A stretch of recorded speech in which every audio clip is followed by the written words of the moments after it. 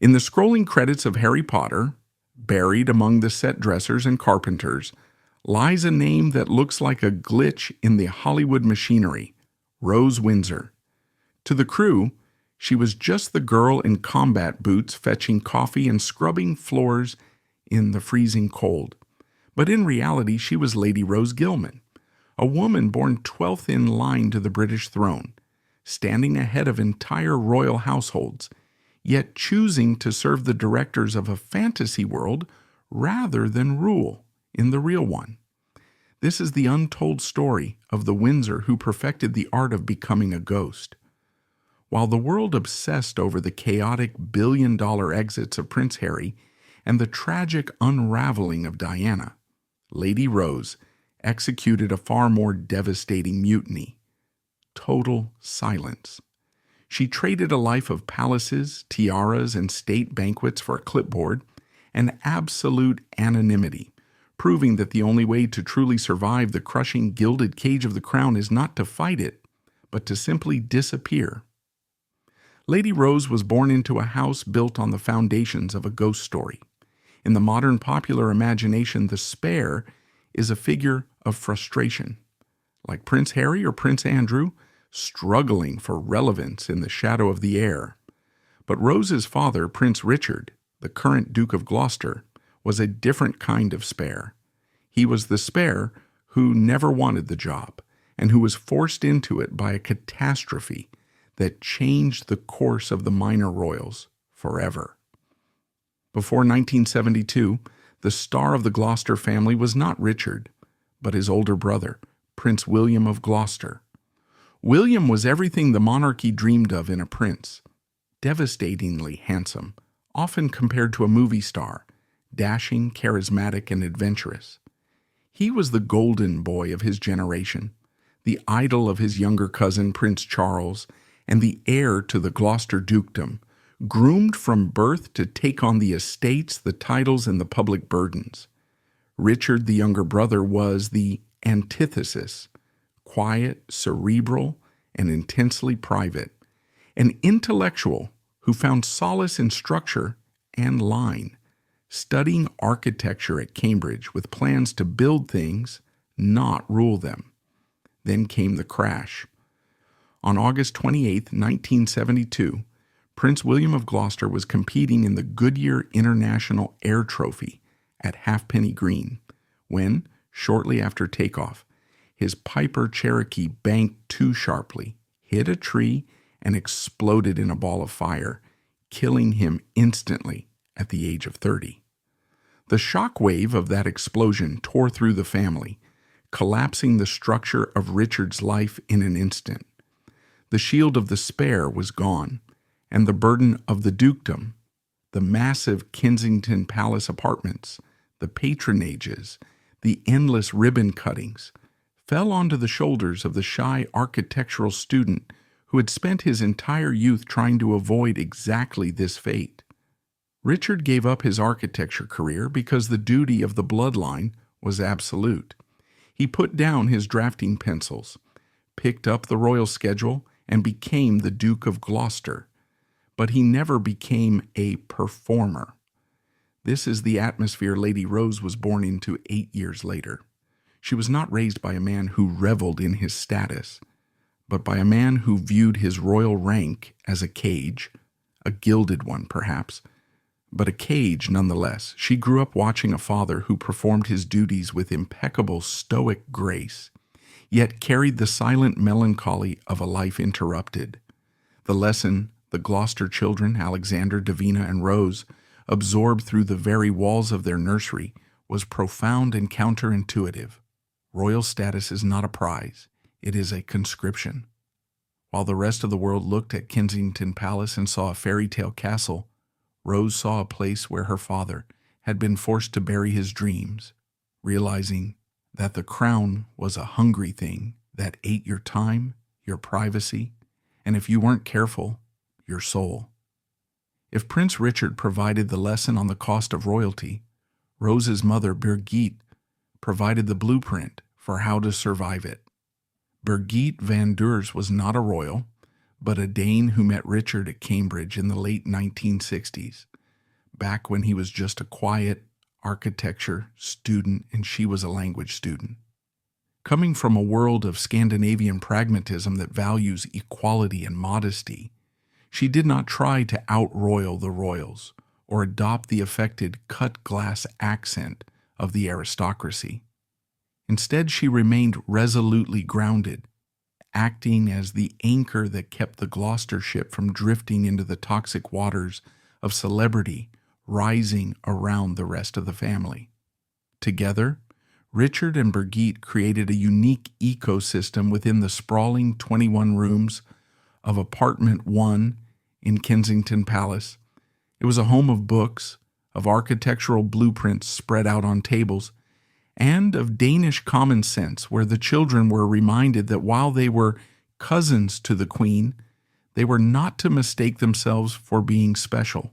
Lady Rose Victoria Birgitte Louise.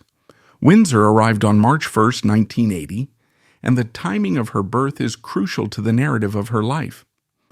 1980 was the calm before the storm, the final moment of the old monarchy, before the tidal wave of the Diana era crashed over the institution. At the moment Rose was born, the press was beginning to encircle a young kindergarten assistant named Lady Diana Spencer, and within months the engagement of Prince Charles and Diana would be announced, signaling the start of the War of the Waleses. Rose grew up in Kensington Palace, literally next door to the epicenter of the most famous soap opera in human history. Imagine the cognitive dissonance of her childhood. On one side of the palace courtyard lived her cousins, William and Harry, whose lives were a circus of flashbulbs and hysteria, with a mother who was the most photographed woman in the world, and a father locked in a grim battle for his reputation. Yet a few hundred yards away in the Gloucester apartments there was silence. Rose and her siblings rode their bicycles in the same palace gardens and played with William and Harry, making them insiders in every sense of the word. However, when they went out the gates, nobody screamed, and when they went to school, there were no helicopters overhead. Rose was observing a live experiment in the corrosive power of fame, watching her cousins be consumed by the very machine that was supposed to serve them. She saw the panic in Diana's eyes and the confusion in William's, realizing at a very young age that being known was dangerous.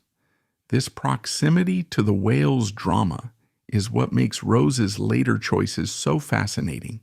She wasn't rejecting the monarchy from a distance based on punk rock ideology, but rejecting it based on the data she collected from the front row of the celebrity monarchy. As Rose moved from the nursery to the schoolroom, the divergence between her path and the royal path began to widen. Her parents made a critical decision not to send her to the ultra-exclusive media-heavy schools that catered to the future kings, but to St. George's School in Ascot, a prestigious place that valued discipline and art over celebrity. It was here, away from the palace walls, that Rose began to construct an identity that had nothing to do with her title, discovering that she had inherited her father's eye for the visual.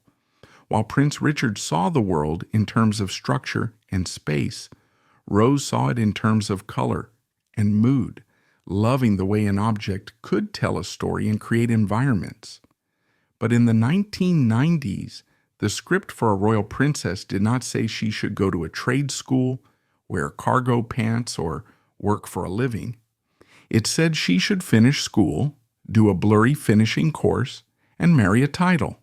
Yet, as the House of Windsor shook with the fire of 1992, the divorces, and the death of Diana in 1997, the old rules fractured, and through those cracks, Rose Gilman began to see a way out. She looked at the camera lens, then at her father's drafting table in the wreckage of the Diana years, and made her first great move. She didn't step into the spotlight, she stepped into the darkroom. But stepping into the darkroom was not merely a metaphor for hiding. It was a literal career choice that would strip away the last vestiges of her royal insulation. Rose did not choose a path of gentle obscurity in a countryside library or a high-end charity. She chose a path of noise, grit, and physical exhaustion. By turning her back on the debutante ball, she walked straight onto the factory floor of the British film industry, a place where her lineage was nothing more than a piece of trivia, and her value was measured entirely by what she could carry with her own two hands. When a member of the House of Windsor expresses an interest in the arts, the British public usually braces itself for a specific kind of polite, amateurish engagement. We expect watercolors of Scottish landscapes, perhaps, or a patronage of the Royal Ballet where the involvement consists largely of shaking hands with the principal dancers and accepting a bouquet. This is the safe, sanitized lane designated for royals. They are meant to be the audience or the benefactors, never the laborers. They are the ones sitting in the royal box, not the ones rigging the lights above it. Lady Rose Gilman, however, did not want to sit in the box. She wanted to build the box. Her decision to enter the film industry as an art department assistant was not merely a career choice. It was a sociological experiment conducted on herself. Upon leaving St. George's, and after completing her initial art studies, she could have easily leveraged her surname to secure a prestigious, low-effort position at an auction house like Christie's or Sotheby's, the traditional playpen for aristocratic daughters. In those environments, her title would have been a sales asset, a shiny bauble to reassure wealthy clients. But Rose headed for the grime of the production studio, a world where a title is useless if you cannot handle a glue gun or source a vintage lamp at 5 a.m. She began working under the name Rose Windsor. It was a masterstroke of semi-anonymity. To the uninformed, Windsor is just a surname, perhaps a patriotic one, but not necessarily a royal one.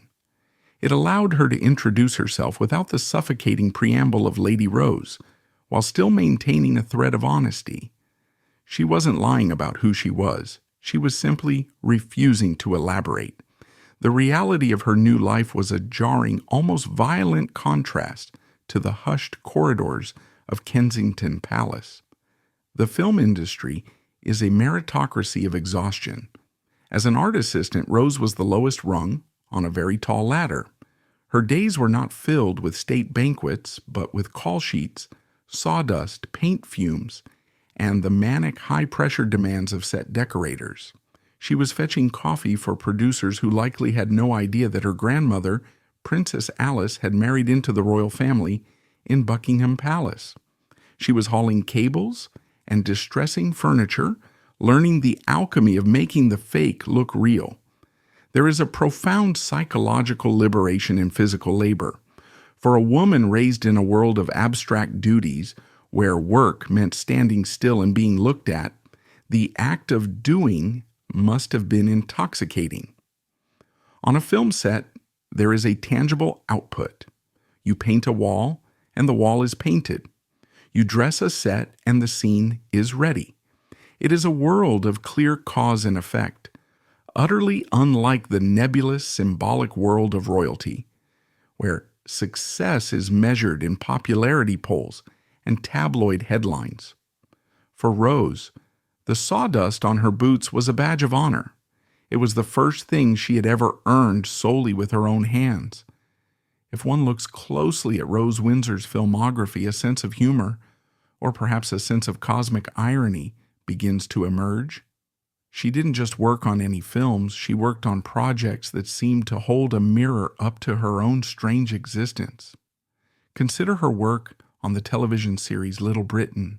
This was not a highbrow period drama celebrating the glory of the empire.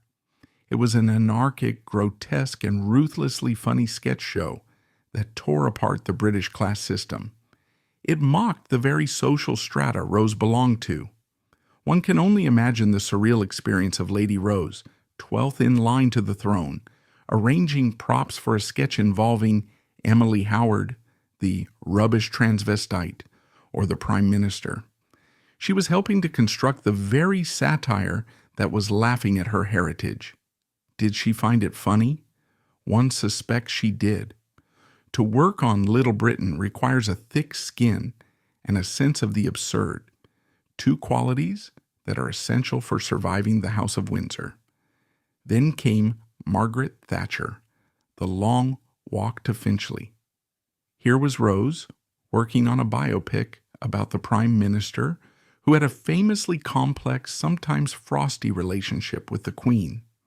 Rose was helping to recreate the visual world of the 1950s and 60s political scene, a world her own family had lived through at the highest level. She was dressing sets that represented the corridors of power, corridors that her father and grandmother had actually walked down. It was a metafictional loop, a royal reconstructing the history of royalty for a television audience, blurring the line between her memory and her craft. But the crown jewel of her hidden life was undoubtedly Harry Potter. Working on Harry Potter and the Order of the Phoenix and the Half-Blood Prince, Rose entered the biggest cultural machine of the 21st century. The metaphor is almost too perfect. She was working on a story about a chosen one, a boy marked by destiny, forced to live up to a legacy he didn't ask for, constantly hunted by dark forces and unwanted attention. Harry Potter simply wanted to be normal. Rose Windsor knew exactly how that felt. On the set of Hogwarts, Rose was part of the team responsible for the texture of the magic. She wasn't casting the spells. She was making sure the wands looked weathered and the potion bottles looked dusty.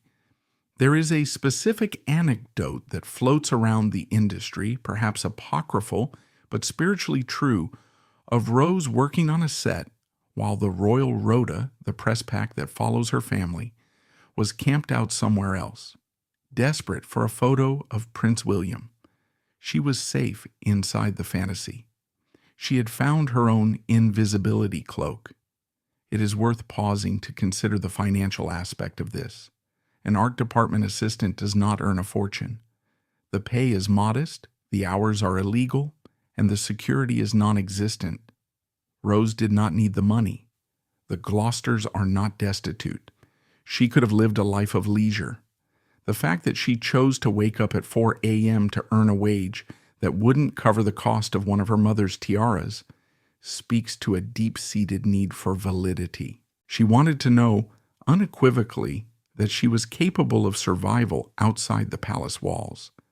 She was building a lifeboat, plank by plank, just in case the royal ship ever went down. By the mid-2000s, a stark dichotomy had emerged in the Windsor generation.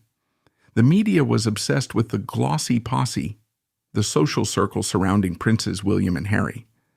This was the era of bougies and mahiki, the exclusive London nightclubs where the young royals held court. The narrative was one of glamour, excess, and the occasional stumble out of a club at 3 a.m. We saw Prince Harry in his scandals. We saw Kate Middleton being hounded on her way to work at Jigsaw. We saw the endless parade of polo matches and yacht holidays. And then there was the other Rose. While her cousins were navigating the flashbulbs, Rose was navigating the M25 motorway to get to the studio. While they were wearing bespoke suits and designer dresses, she was wearing high-visibility jackets. While they were the talent in the Great British Reality Show, she was the crew. This contrast was not lost on the family.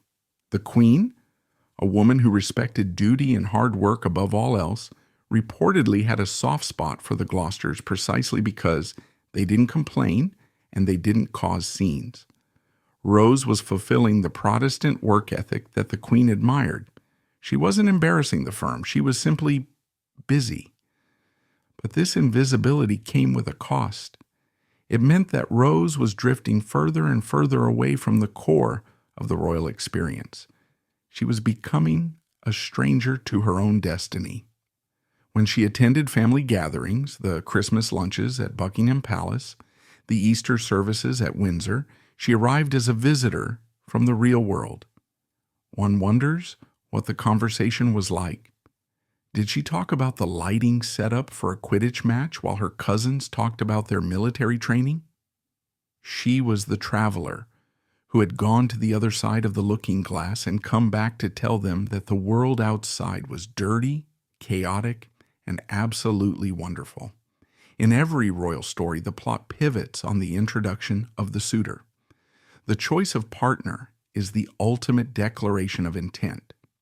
If a royal marries a foreign prince, they are doubling down on history. If they marry an aristocrat, they are preserving the status quo. If they marry an actor, they are courting fame. Lady Rose chose George Gilman. George, known to his friends as Rufus, was the son of a property developer. In the rigid class stratification of Britain, he was comfortable but distinctly a commoner. He had no title. He had no ancestral castle. But what he did have was a history that would have given a Victorian courtier a heart attack. He used to be in a band. The tabloids, starving for a Gloucester scandal to break the monotony of their good behavior, briefly tried to turn George into a problem. They dug up the fact that he had been a member of a rock band called The Boom. They found photos of him with slightly longer hair. They whispered about his bohemian background. They tried to paint him as a wild card, a dangerous influence who had seduced the Duke's daughter. But the narrative refused to stick. Why? Because George Gilman, like Rose, had no interest in playing the game. He wasn't selling stories to the press. He wasn't parading Rose around London to boost his own profile. He was simply a man who had fallen in love with a woman who happened to have a complicated family. Their courtship was conducted under the radar. There were no paparazzi chases in Paris. There were no leaked text messages. They lived a life that was aggressively normal. They went to dinner parties with friends who were artists and designers, not marquises and earls. They built a relationship based on shared values, creativity, privacy, and a mutual appreciation for the absurdity of Rose's background. When they announced their engagement, the reaction from the palace was telling. There was no crisis meeting. The Queen gave her consent effortlessly. The Duke and Duchess of Gloucester were delighted. It was a validation of the path Rose had chosen.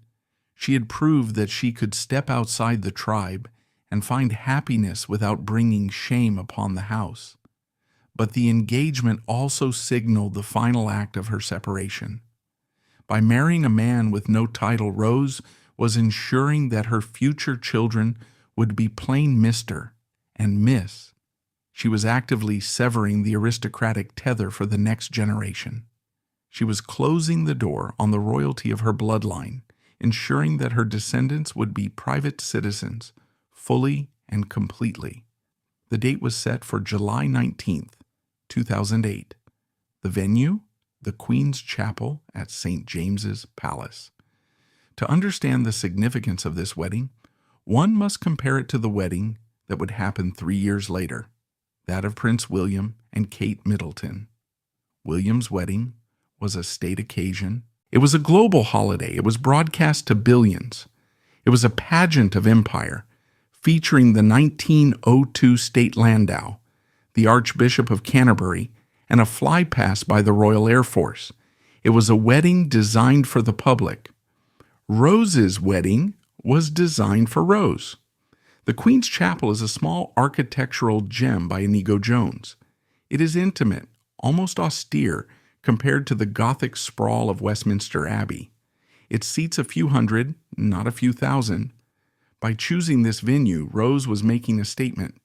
This is a marriage, not a merger. On the morning of the wedding, there were no crowds lining the mall. There were no commemorative mugs being sold in souvenir shops. The guest list was a fascinating mix of the highest royalty and the London art scene. Kate Middleton was there, attending her first royal wedding as William's +1, sitting quietly in the pews, perhaps taking notes on how a royal bride could look so relaxed. Prince Edward and Sophie were there. The chaotic energy of the press was absent. Lady Rose arrived not in a glass coach but in a car. She wore a dress by Franca Couture, elegant, understated, and timeless. She wore the Abbeville tiara, a piece of Gloucester family history, but she wore it lightly, as an accessory rather than a burden. When she stepped out of the car, she wasn't trembling. She looked happy. She looked like a woman who had managed to pull off the heist of the century. She had taken the privilege, the history, and the jewels, but she had left the baggage at the door. As she walked down the aisle to marry George Gilman, she was walking away from the line of succession in spirit, if not in law. She was confirming that her life would belong to her, not to the state. She was trading the style of Lady Rose Windsor and all the royal expectations that came with it for something much simpler, Mrs. Gilman. And as the heavy wooden doors of the chapel closed behind them, shielding the couple from the few photographers gathered outside, Rose Gilman disappeared. She went into the reception, danced with her husband, and then effectively vanished from the public record. It was the end of the prologue and the beginning of the real story. The story of a life lived in the blissful, radical silence of the ordinary. However, a wedding is usually just the prologue to the real performance in the royal theater. For most Windsor women, the exchange of vows is the moment the royal rota locks onto them for life, tracking every pregnancy, every vacation, and every fashion choice. But Rose Gilman had no intention of following the script written for her cousins. As the heavy oak doors of the chapel sealed her in, she wasn't just starting a marriage. She was initiating a master class in evasion. For Lady Rose Gilman, the morning after July 19, 2008, was not the start of a royal deployment, but the quiet beginning of a life lived almost entirely off stage. The morning after a royal wedding is usually the beginning of the deployment. For most women who marry into the House of Windsor, the day after the ceremony marks the start of a lifetime of public ownership. The honeymoon is merely a brief intermission before the ribbon cuttings, the handshakes, and the relentless scrutiny of the womb begin. For Lady Rose Gilman, the morning after July 19, 2008, marked the beginning of a vanishing act so successful that it borders on the magical.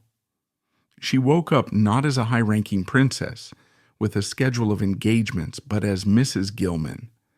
And unlike her cousins, who would spend the next decade fighting a war of attrition with the paparazzi, Rose simply engaged the cloak of invisibility she had been stitching together since childhood. She moved into a London home that was not a palace. It had a front door that opened onto a street, not a courtyard guarded by machine guns. She paid bills. She organized her own travel. She became a resident of the real world. To appreciate the radical nature of this silence, one must contextualize it against the era that followed.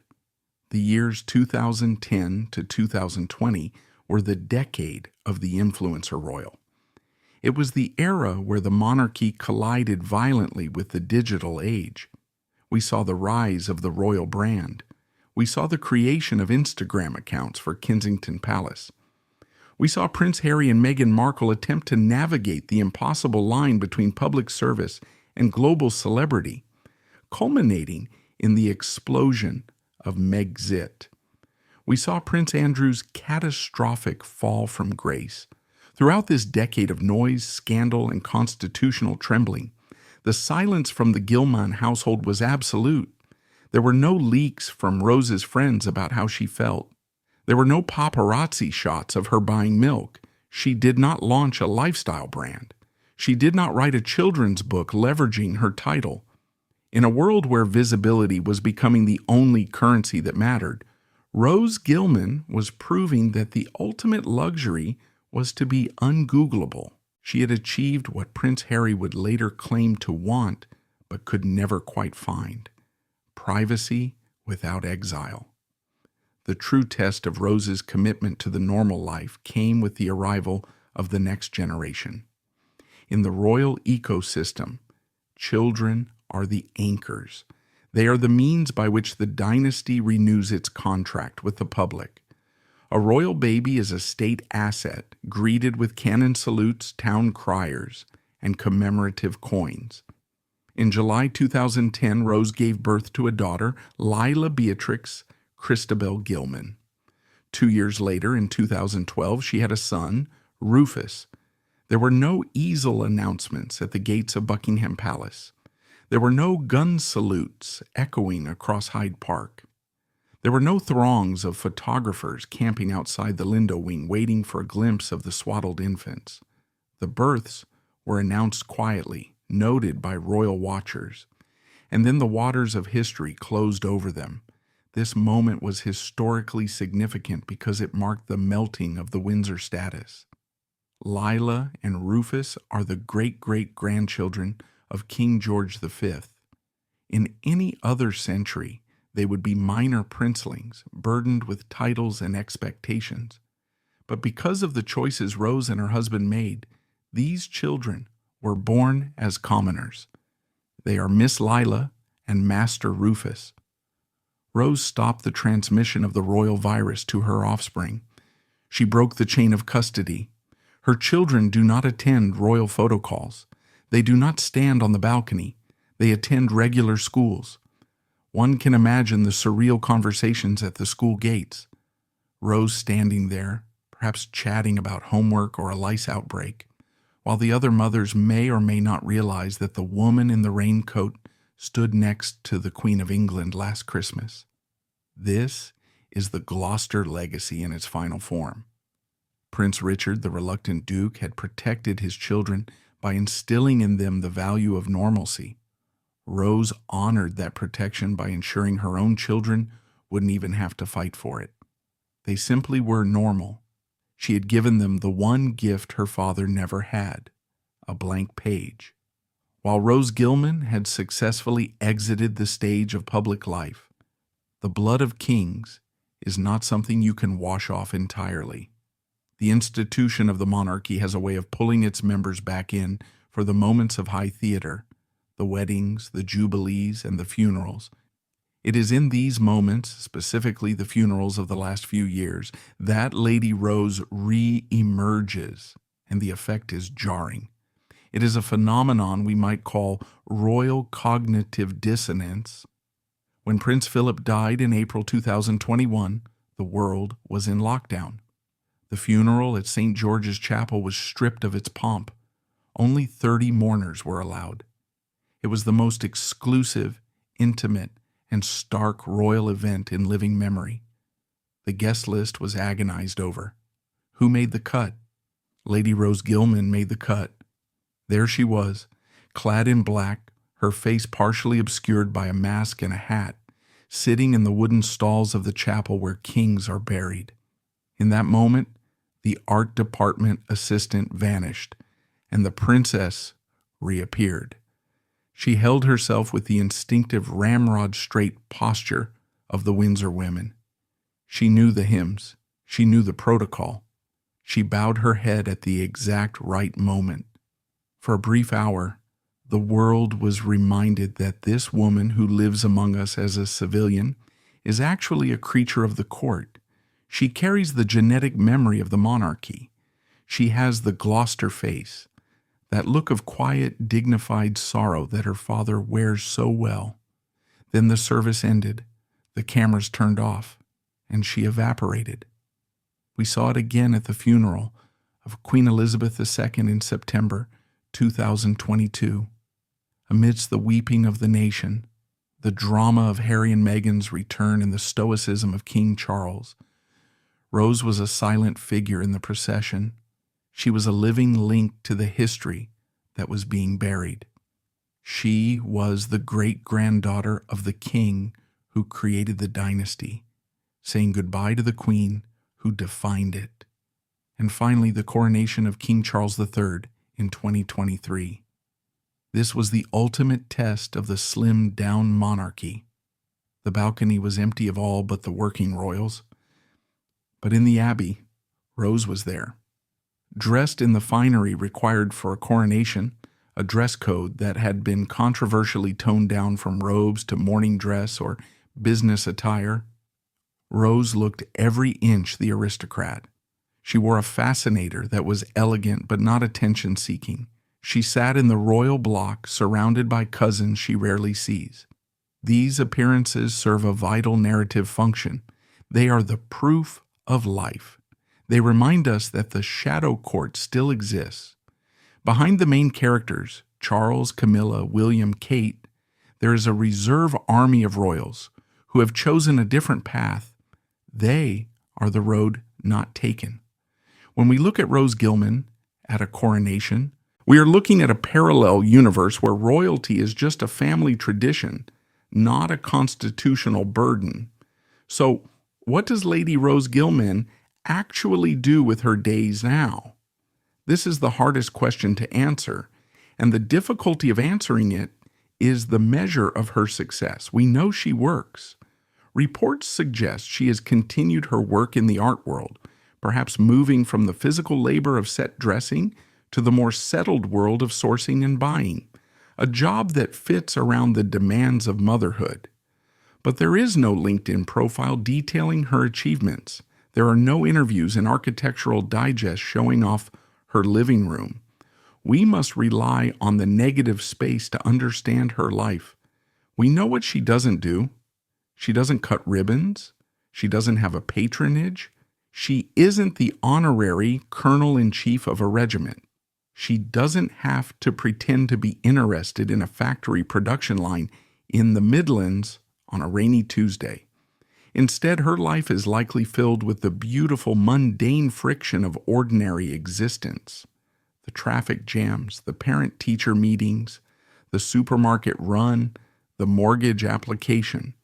There is a profound dignity in this.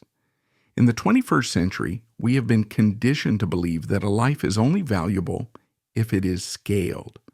We think that if you have a platform, you must use it. If you have a title, you must monetize it. If you have a story, you must sell it. Rose Gilman challenges this capitalist celebrity logic. She suggests that a life lived for an audience of 4, her husband and 2 children, is just as significant as a life lived for an audience of 4 billion. She has returned to the ethos of her father, the architect. Prince Richard spent his life preserving buildings, keeping the structures of the past standing. Rose has become an architect of a different kind. She has built a structure of privacy around her family, a fortress of solitude in the middle of the noisiest city on earth. As we look at the House of Windsor today, it is a house divided not just by geography, but by philosophy. On one side, we have the Sussex model, the belief that royalty is a platform for global activism, a brand to be managed, and a story to be told for maximum impact. It is loud, Americanized, and commercially driven. On the other side, we have the Wales model, the belief that royalty is a rigid duty, a visual performance of perfection, and a lifelong submission to the state. It is traditional, stoic, and relentlessly public. And then sitting quietly in a coffee shop in West London, unknown to the barista serving her, is the Gilman model. Lady Rose is the third way. She is the control group in the experiment. She proves that you can have the heritage without the hysteria. She proves that you can respect the Queen without sacrificing your own humanity. Her life asks a devastating question of the rest of her family. Was it all necessary? Did Harry have to flee? Did William have to harden his heart? Or was there always this other path, the path of the gentle fade, the polite refusal, the quiet exit? Rose Gilman stands as the silent witness to the madness of her kin. She is the one who got away. And as the royal circus rolls on, with its coronations and its scandals, its memoirs and its documentaries, one suspects that Lady Rose Gilman watches it all on television, just like the rest of us, perhaps with a slight knowing smile, before turning the TV off and going back to her painting, grateful for the silence of a room that no one is watching. Yet this silence is not sustained by willpower alone. To fully understand how Lady Rose has managed to build this fortress of solitude while the rest of her family is besieged by leaks, lawsuits, and security crises, we must look beneath the philosophy and examine the mechanics. Freedom in the House of Windsor is not free. It has a price tag. And Rose's ability to remain invisible is directly tied to a financial and structural decision that separates her from every other spare in history. To fully grasp the magnitude of Lady Rose Gilman's achievement, we must move beyond the romantic notions of privacy and examine the hard, cold machinery that makes royal life possible, money and security. Freedom for a member of the House of Windsor is usually a question of economics. The central trap of the monarchy is the golden handcuffs. You live in a palace, you travel in chauffeur-driven cars, and you are protected by round-the-clock police details. But you do not own any of it. It is provided by the sovereign grant or the duchies. In exchange for this lifestyle, you surrender your autonomy. You perform. Prince Harry's explosive exit from the royal family was, at its core, a failed negotiation over this exchange. He wanted the freedom, but he also claimed to need the security and the lifestyle. This created a paradox. To pay for the security required to protect him from the fame he was born with. He had to commercialize that fame, which in turn generated more scrutiny, requiring more security. It is a self-perpetuating cycle of noise and monetization. Lady Rose Gilman broke this cycle by attacking the root of the problem. She realized that if you want to be free, you must be cheap. She does not receive a penny from the sovereign grant. She does not have a taxpayer-funded police detail. This is the crucial detail that separates her from the working royals. When the British press erupts in fury over the cost of royal travel or security renovations, as they did with Harry and Meghan's Frogmore cottage, Rose is immune to the criticism. She pays her own mortgage. She buys her own train tickets. By removing herself from the public ledger, she removed the public's right to audit her life. The British taxpayer feels a proprietary ownership over the royals they fund. They believe they have bought the right to judge Kate Middleton's hemline or criticize Prince William's vacation choices because, in a sense, they have paid for them. Rose Gilman owes the British public nothing. And because she owes them nothing, she gives them nothing. This financial independence is the firewall that protects her mental health. She is not dancing for her supper. When she wakes up in the morning, she does not have to check the approval ratings to see if her funding is secure. Her livelihood depends on her skill as an art department professional, not on her popularity as a princess. If the 20th century was about the battle with the paparazzi, the 21st century is about the battle with the algorithm. The modern monarchy is currently undergoing a terrifying transition into a content house.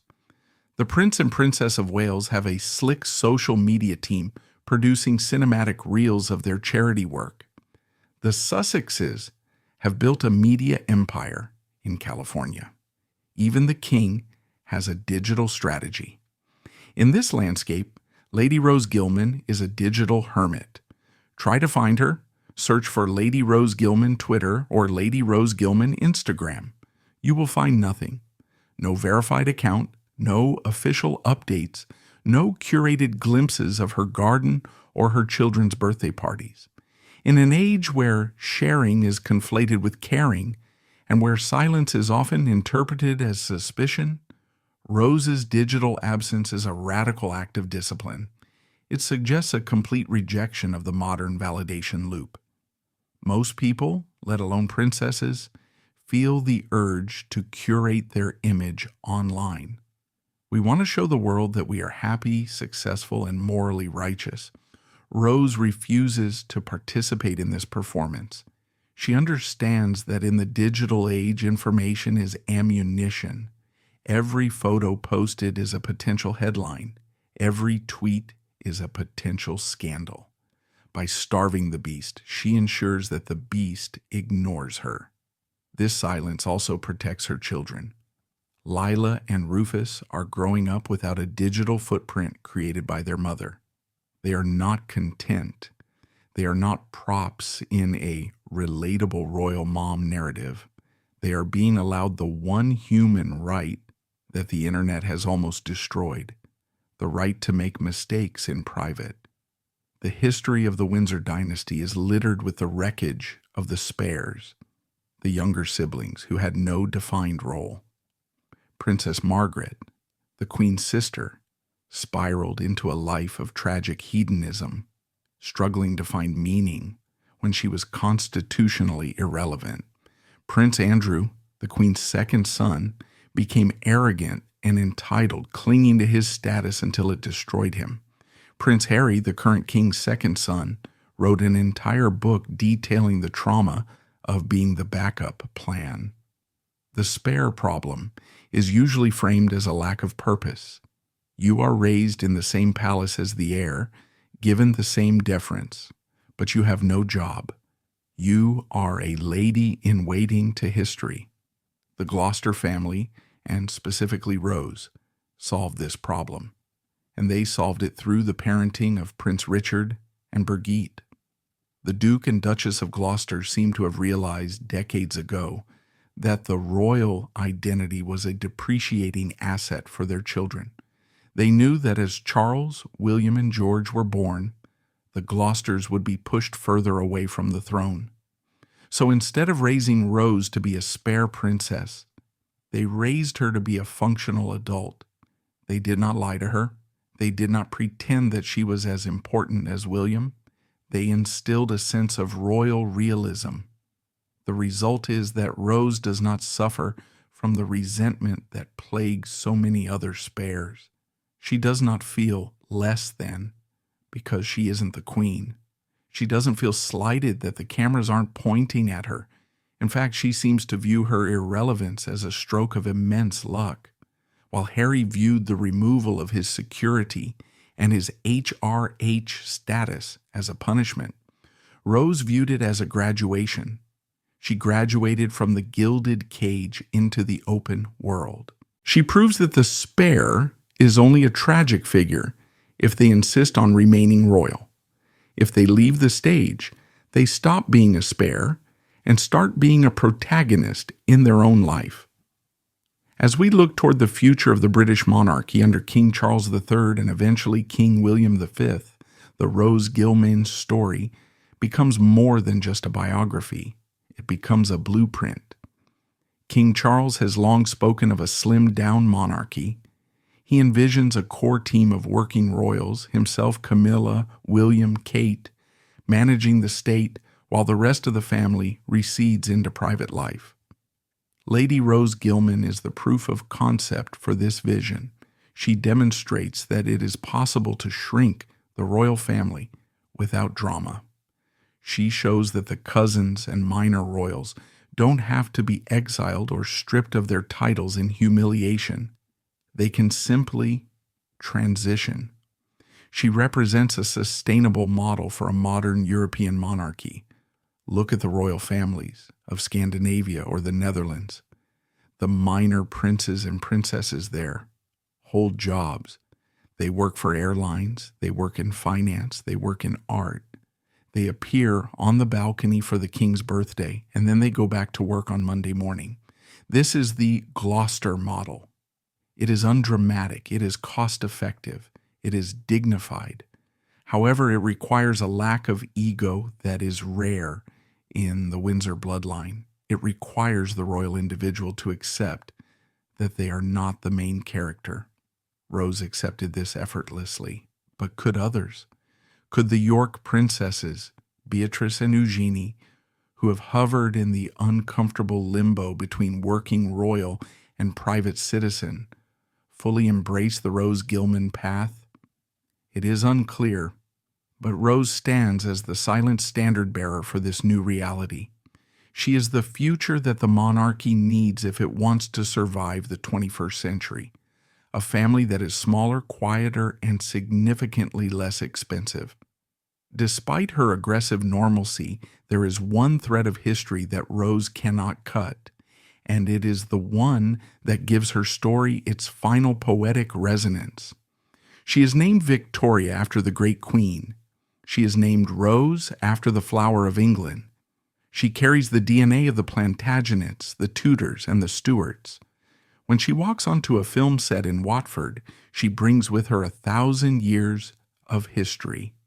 Even if her co-workers don't know it, she is the living result of wars, beheadings, and empire building. There is a beautiful tension in this. The history is in her, but it does not rule her. She has achieved a synthesis that eluded her ancestors.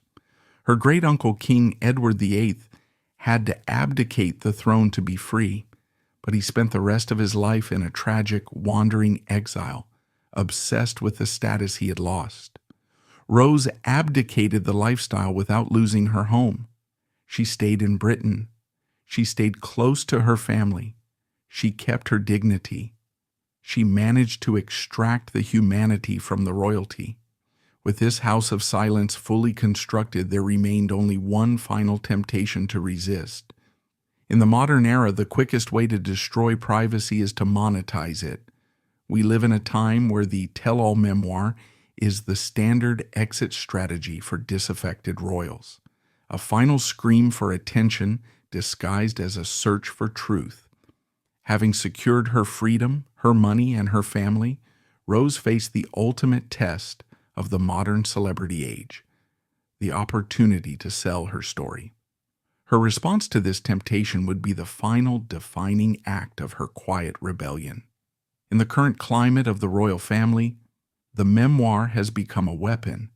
From the Duke of Windsor's self-justifying autobiography, A King's Story, to Prince Harry's explosive Spare, the act of writing one's life story is often an act of reclaiming a narrative that was stolen by the press.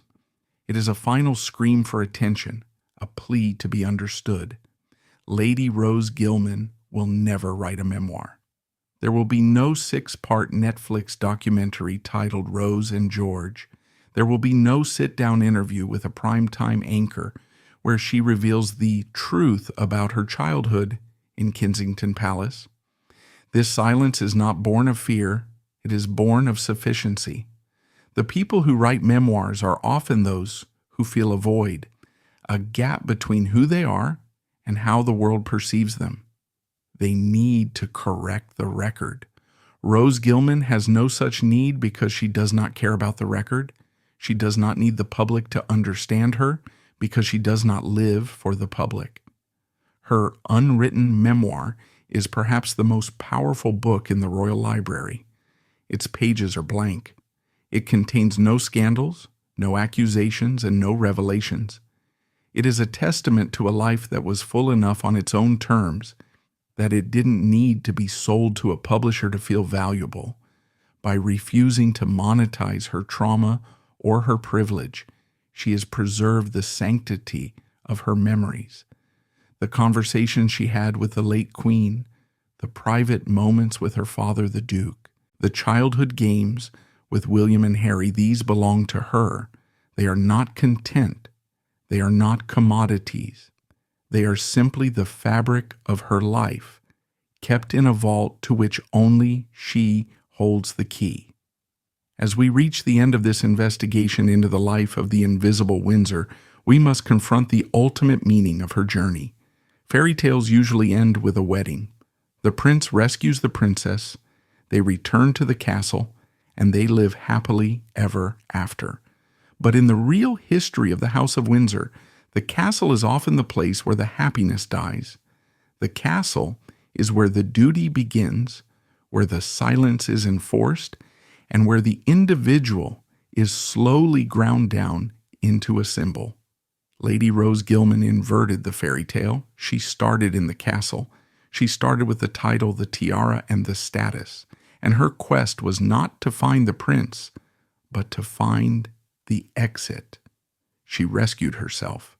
She looked at the machinery of the monarchy, a machine that requires human fuel to keep running, and she politely declined to be thrown into the furnace. She saw that the only way to win the Game of Thrones in the 21st century was to stop playing it. Her victory is not a loud one. It is not celebrated with parades. It is the quiet victory of a Tuesday afternoon, walking down a street in London unrecognized, unbothered, and completely free. It is the victory of the art assistant who knows that the movie set is fake and therefore refuses to live in it. History is obsessed with the great men and the tragic women. We remember the kings who conquered, the queens who were beheaded, the princes who abdicated for love, and the princesses who died in car crashes.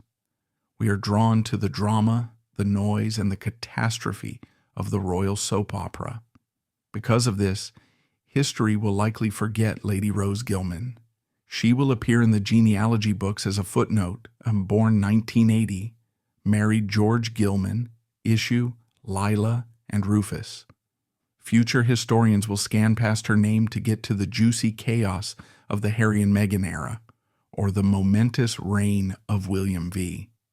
She will be a blur in the background of the coronation photos, a name in the credits of a Harry Potter film that no one reads. To a celebrity, this erasure would be a tragedy. To a politician, it would be a failure. But for Rose, one suspects this is the ultimate triumph. She is the anomaly in the system. She is the proof that biology is not destiny. She proves that you can have the blood of kings in your veins and still choose to be a builder, a mother, a wife, and a worker. She proves that the gilded cage is only a cage if you are afraid to fly out of it.